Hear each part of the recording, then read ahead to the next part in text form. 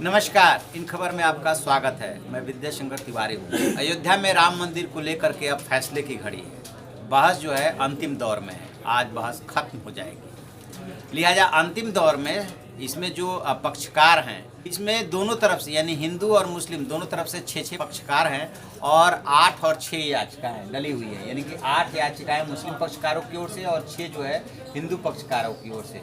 सारे जितने भी याचिकाएं सबको क्लब करके सुनवाई की जा रही है। जितना समय मिला यानी 5 अगस्त से लेकर के और आज तक जिसको जो कहना हुआ, जो डॉक्यूमेंट पेश करना हुआ, सबने डॉक्यूमेंट पेश कर दिया, अपनी बहस कर ली। अब लास्ट में जो आपको घंटे भर का समय दिया गया है कि उसमें आप सम अप कीजिए।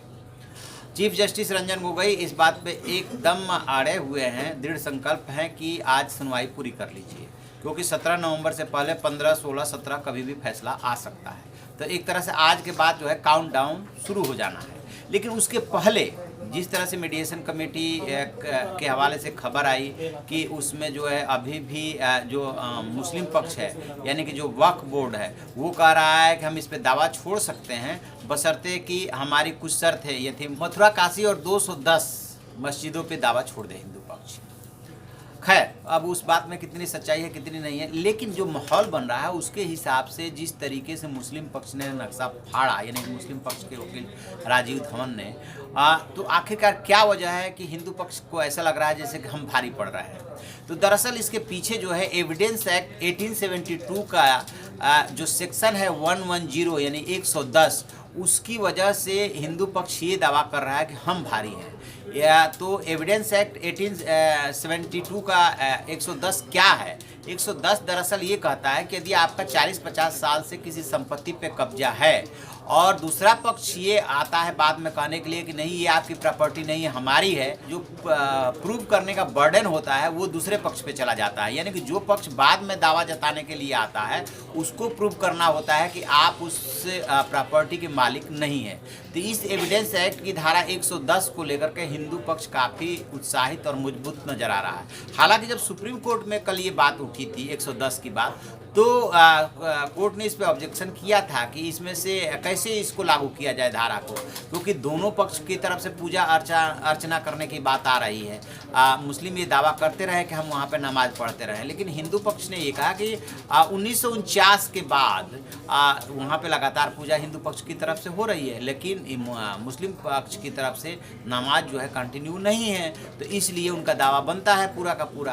तो 110 लगाने पे क्या सुप्रीम कोर्ट विचार करेगा, ये बात की बात है। एक बात, दूसरी बात ये उठ रही है कि दोनों पक्ष में से किसी के पास एकदम अकाट्य प्रमाण नहीं है, एविडेंस नहीं है कि हाँ इस प्रॉपर्टी के, इस जमीन के मालिक हम हैं। तो तीसरा विकल्प क्या हो सकता है? तो तीसरा विकल्प एक ये भी आया कि क्या इसका मालिकाना हक सरकार को दिया जा सकता है, क्योंकि आप तो प्रूव नहीं कर पा रहे हैं। दो चीज़ें।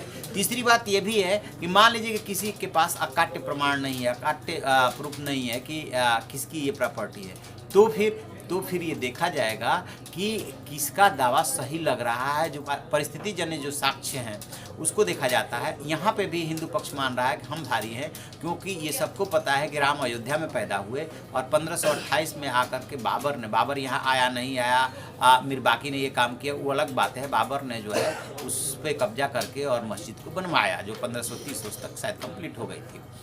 तो इस तरीके से यहाँ पे भी हिंदू पक्ष का मानना है कि हम मजबूत है, क्योंकि ये यहाँ पे मस्जिद वहाँ पे पुरानी नहीं है, वहाँ पे राम पुराने हैं, अयोध्या जो है पुरानी है, इसलिए हमारा दावा मजबूत बनता है। तो ये 3 वजह हैं।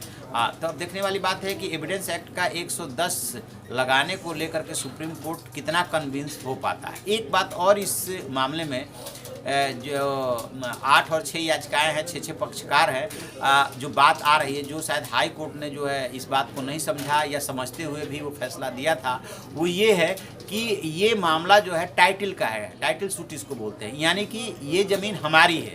तो इसमें ये डिसाइड करना होता है कि मिस्टर ए और मिस्टर बी यदि 2 दावा कर रहे हैं कि ये ज़मीन हमारी है, तो कोर्ट को ये डिसाइड करना होता है कि किसके दावे में दम है, और उसके आधार पे उसको कहता है कि ठीक है आप इसके मालिक हुए।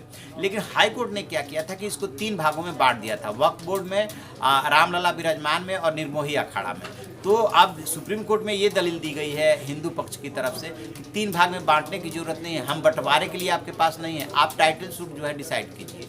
तो ये सारी चीज़ें सुप्रीम कोर्ट को डिसाइड करना है, और ये वो तथ्य हैं जिनकी वजह से हिंदू पक्षकारों को लग रहा है कि हम भारी हैं। देखते हैं, और 1 महीने का समय है, 1 महीने में डिसाइड हो जाना है कि कौन भारी है और वो जगह किसकी है।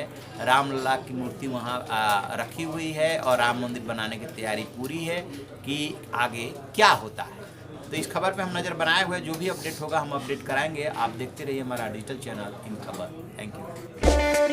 इन खबर चैनल को सब्सक्राइब करें और बेल आइकन दबाना ना भूलें।